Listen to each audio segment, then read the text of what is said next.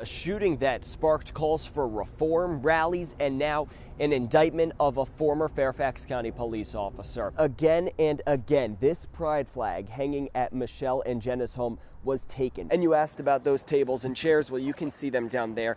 That's the point. You can see them. The chairs are no longer submerged in water. It was a good night for the governor. He endorsed 10 candidates and all 10 won in the primaries. When they got here to their tire, someone came up and said, "Let me help you." Here's the thing though, it wasn't a good Samaritan. They could feel not only their house shake, but they could see the fire. They could feel the impact. She even described it as feeling as if they were under attack. Democrats do need one more because the tiebreaker goes to the Republican lieutenant governor. We now have a look at the front door of this daycare center where police say the shooting happened. Well, Chris, you can see the memorial left behind here, the flowers, the messages, the candles. If this is any sign of just how much love and support there was here tonight, I mean, it was a really touching night for the woman that everyone here knew as Casey, a mother of 2 and a friend to countless. Whether it's a friend to wipe away a tear or just to hold you tight, this is a group in need of love right now. And there was a lot of that here. Tonight meant everything to me. I lost my best friend. Kat Manzanares' best friend was 27-year-old Casey Mejia. Late Saturday night, she was walking across Minnieville Road here in Woodbridge when she was hit by a driver and left there. She was pronounced dead at the scene. Police telling us initially they're looking for some type of Hyundai. We encourage the public to let us know if they were in that area. I don't know who in their right mind would do that and leave a human being that pure, that beautiful, that kind, even if they didn't know her. 2 days after the crash, this candlelight vigil for the woman these people say was a light herself. She was a beautiful soul.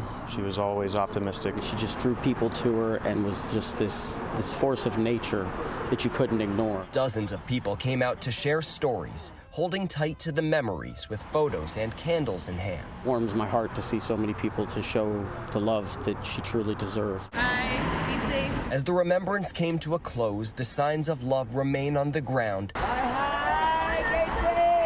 and in the sky. Casey, we love you. She's touched my heart so hard.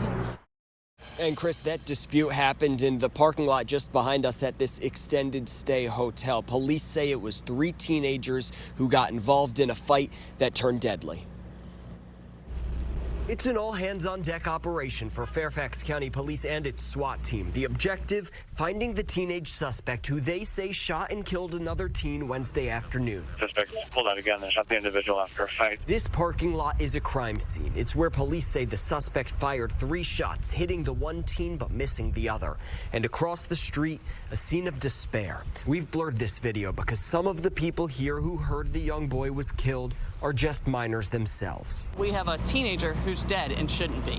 And I can't imagine anything more devastating for that kid's family. Police tell us the suspect is considered armed and could be dangerous, a danger so great that an elementary school just blocks away was put into secure the building mode. I can't imagine what any parent would be thinking or feeling, expecting their child to come home for dinner and doesn't make it. Tonight, an entire neighborhood feels the impact. Immediately just distraught, upset, sobbing, tears. That's how Nicole West described her 16-year-old son's immediate reaction. She also fears for the safety of her community. Retaliation. I mean, these kids are just ruthless these days. But I just, as a parent, I just try to keep them level-headed and, you know, just try to give them as much comfort and support as I possibly can. And police say that they do not believe this incident was random because they believe the 3 teenagers know each other. And Chris, they also mentioned that they believe they know exactly who they're looking for. Reporting live in Herndon, Max Marcilla, DC News Now. Okay, you just gotta make sure you slow it down, okay? I mean, you're doing 65 miles an hour, it's a posted 40, okay? One after another, Kyle McGraw and a team of Fairfax County officers are flagging down, pulling over, and warning drivers on Burke Center Parkway. We're having a lot of trouble with drivers speeding. That speeding can kill. It really speaks close to the heart, especially when you have a 17-year-old female that had passed away.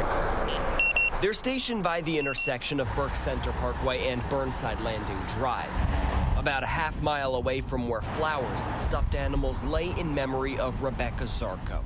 She was killed and 3 others in the car she was driving were seriously injured when a driver hit their car. That driver is believed to have been speeding. When you hear that police are out here and really cracking down on this area, do you think that's a good idea? I think so, yeah. I definitely think it's a wonderful idea.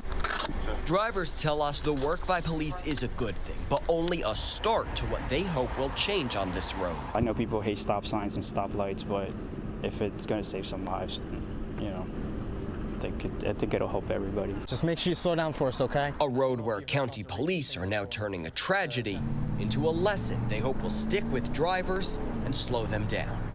A new tool is coming here to Parkview High School to help address the drug crisis. It's an issue that was put under the spotlight late last year when several students of this school overdosed in just a few weeks, and experts say it's not just happening at this school, it's across the region and even the country. An email DC News Now received through a Freedom of Information Act request shows last year Parkview High School's principal wrote, "This challenge causes individuals like myself to question if we are capable of doing the jobs we have signed up to do, and I am in need of effective options to support students who struggle with substance abuse." We have a number of group rooms. Rod Williams is giving DC News Now a tour of the Williams Center's facility in Leesburg. It's about 6,000 square feet, recently relocated, and the new space is crucial considering the need. I believe the community is doing really well with what we have in place.